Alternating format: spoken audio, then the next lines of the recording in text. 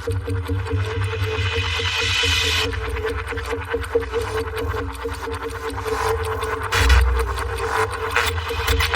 everyone, I'm Dan Abrams, and this is Court Camp. Take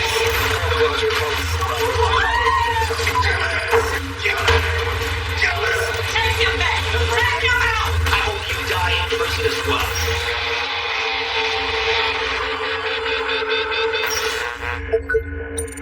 well. First, we go to the Juvenile Justice Center in Nashville, Tennessee.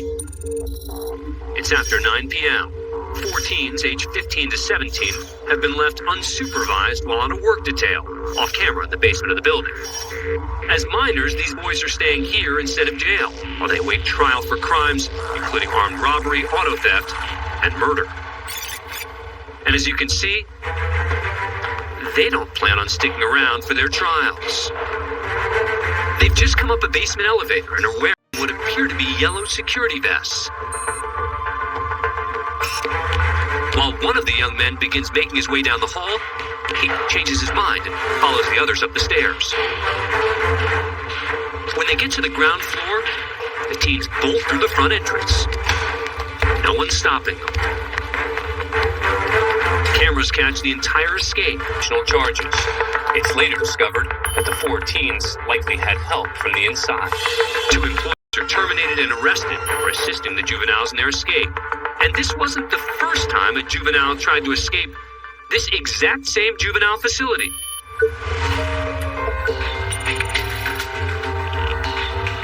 We go back just 2 years earlier. These staff members have been tracking a teen as he makes his way through the ceiling, just a few feet above their heads.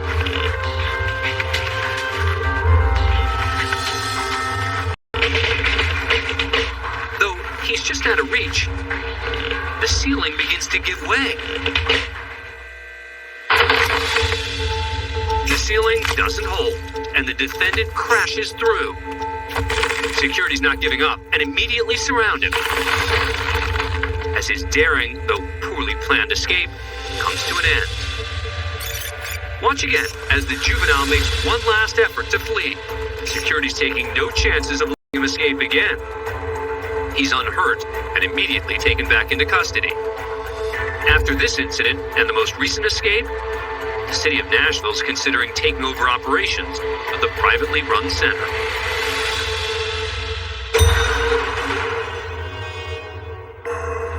We're back in the Kent County Courthouse for the sentencing of Jared Chance. He's been convicted in the gruesome of facts and circumstances where you killed and dismembered this young lady, Ashley Young. Ashley was studying to earn her college degree and had previously worked in a nursing home.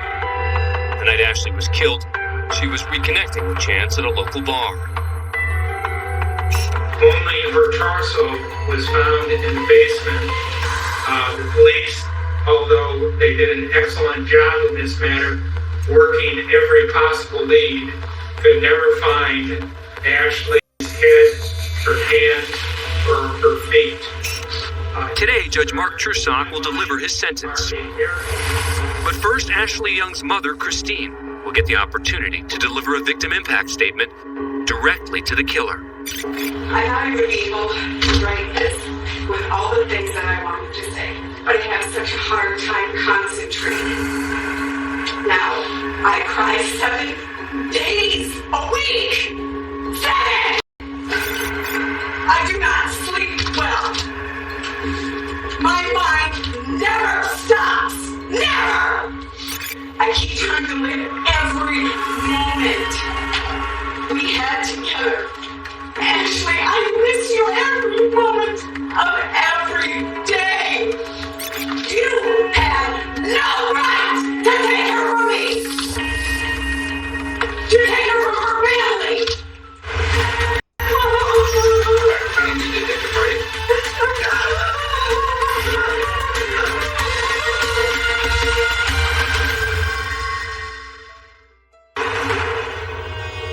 Welcome back to Court Camp. We return now to the Kent County Courthouse in Grand Rapids, Michigan, for the sentencing of convicted murderer Jared Chance. He's been charged with murder in the gruesome killing of 31-year-old Ashley Young. Ashley's mother Christine has been given an opportunity to make a victim impact statement. Dear Chance, I hate you. I want to make you live from Lamb. I discard you like trash. Like what you did to Ashley. You do not deserve to breathe. I pray that you will never see the light of day again. Thank you, ma'am. I'm very sorry for your loss. Thank you. After hearing the powerful and emotional words of the victim's mother, Judge Trusock prepares to deliver the sentence.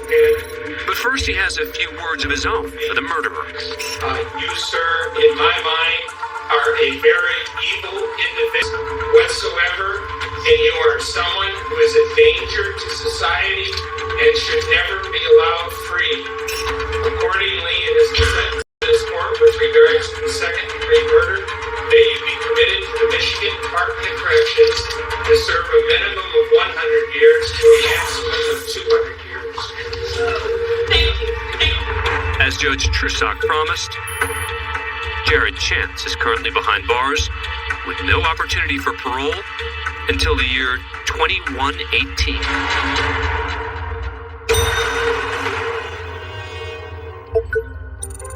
Next, we head to a Montgomery County Justice of the Peace courtroom in Willis, Texas, where friends and family are gathering for the wedding celebration of longtime couple Monica Morrison and Dean Birkenhoff.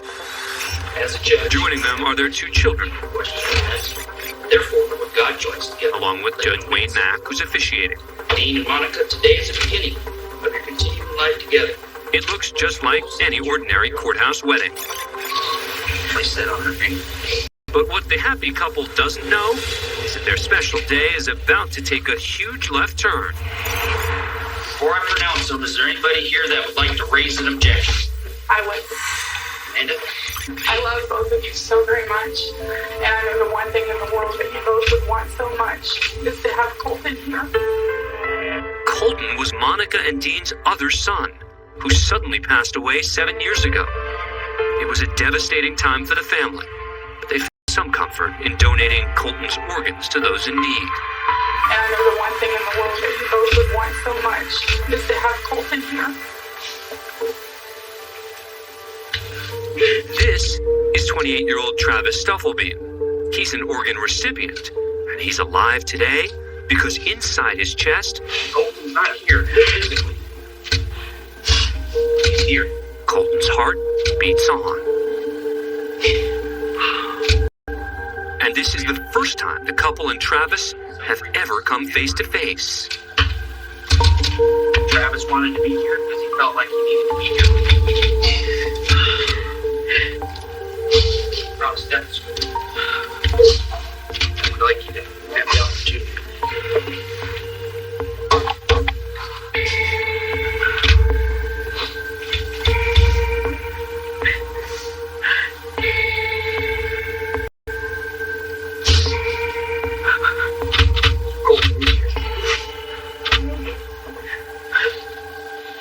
I'm just barring it.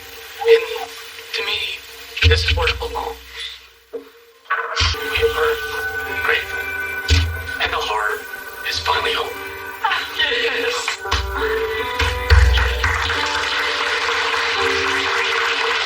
It's my honor and privilege today to pronounce you man and wife. Let me greet your bride. I don't think there is any words. It was special to hear from you.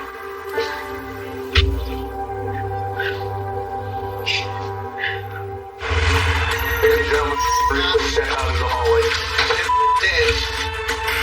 I will break out to it and I will kill more.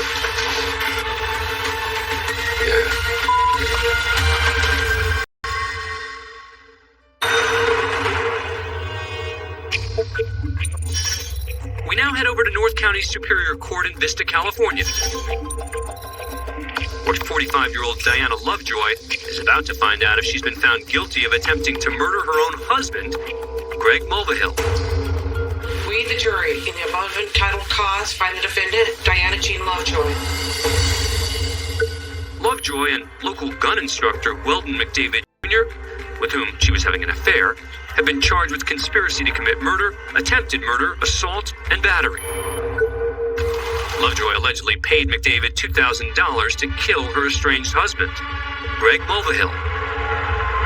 Lovejoy and McDavid's plan included luring her husband down a dark road where he encountered McDavid, who then shot him with a rifle. But he survived. We, the jury, in the above entitled cause, find the defendant, Diana Jean Lovejoy, guilty of the crime of conspiracy to commit murder. That bang you heard Guilty of the was crime. Lovejoy's head hitting the table after fainting. You need to take a break.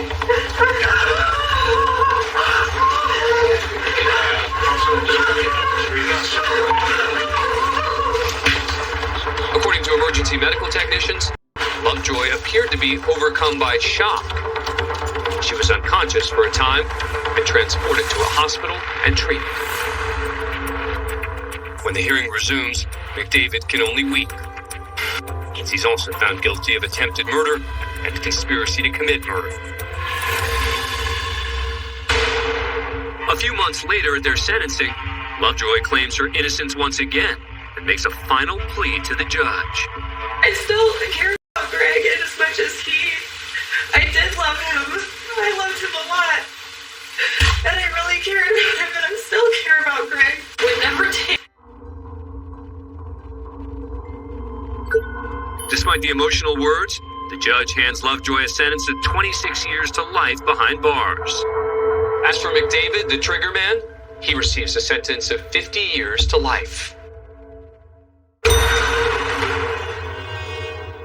Taken out of the Warren County Municipal Courthouse in Warren, Ohio, where some routine court business quickly spirals out of control. Kayla Raymond was recently charged with operating her vehicle without a license. Today, she's here for a bond hearing, but admits to the court she's high on drugs. Her bond's revoked and she's ordered to Trumbull County Jail. And that's when the trouble really starts. After the hearing, the bailiffs try to escort Kayla away, but she resists. And things quickly escalate. The 30-year-old puts up a fight. It appears Raymond might actually escape as she sends one of the officers to the floor. But he's quickly back up and the struggle continues. Despite the outrageous scene taking place, spectators notice the scuffle and either continue to go about their business or stand by and watch the scene play out. Keep in mind, Raymond was in court just on a no operator's license charge for not having her license on her while driving. As the officer tries to apply handcuffs, Raymond makes a desperate move. According to the police report, she bit both officers during the struggle. The incident continues before a third officer joins the scene and brings it to an end. Raymond is finally cuffed and carried out of the courthouse. Now Raymond's looking at additional charges of assault and resisting arrest. I do want to say to Luis Bracamontes, my husband is a hero and he lives forever. He will stay with you every day and watch you through the eyes of every law enforcement officer that you see. He will leave you alone the day you die.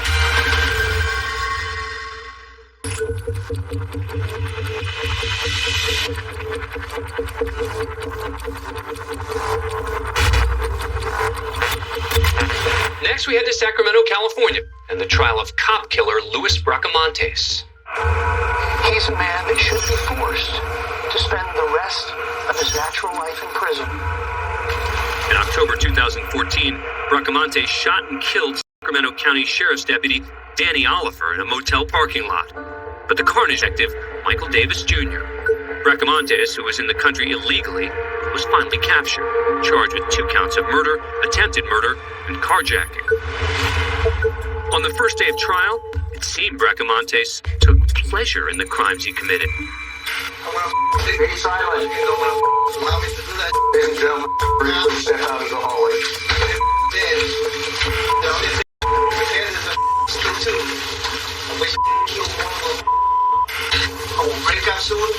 kill more. Mr. Bracamontes, you will not speak out. If you do, you will be removed from the courtroom. Throughout the trial, Bracamontes showed a total disregard for both the proceedings and the victims. His lack of decorum, his laughing and giggling, he is a despicable and evil human being. The trial lasted a month before a jury came back with a unanimous decision.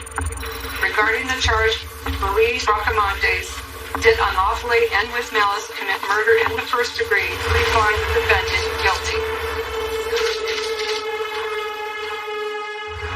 Because they died,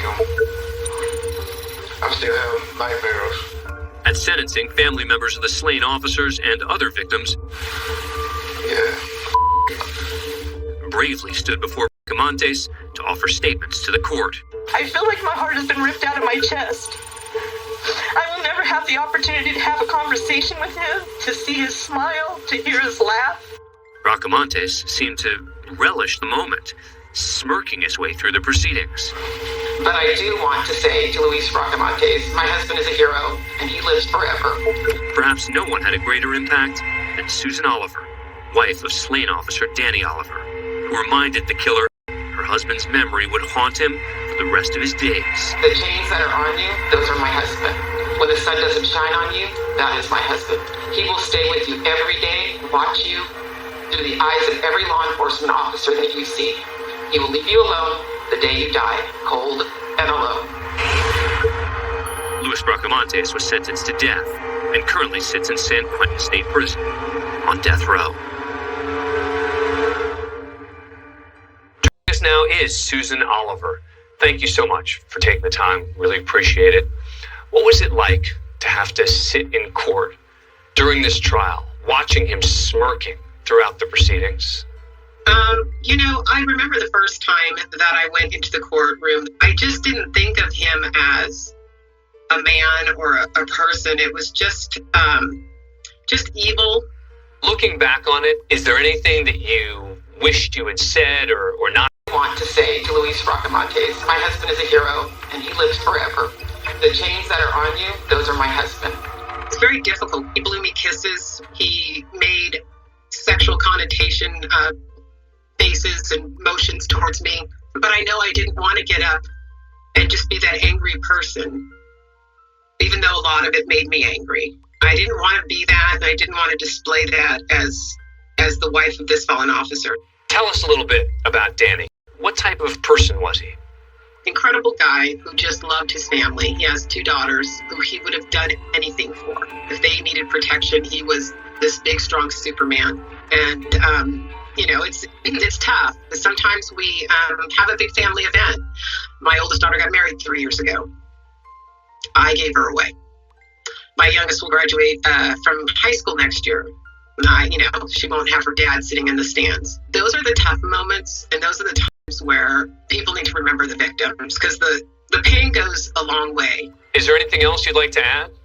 I know we all miss him very much, and we just hope his name stays alive, and we always try and keep it going by speaking out, because those are the things that matter to us. Well, I can't think of a better person out there speaking on his behalf and on behalf of the Danny Oliver Foundation. Thank you for coming on the program. We do appreciate it. Absolutely, anytime.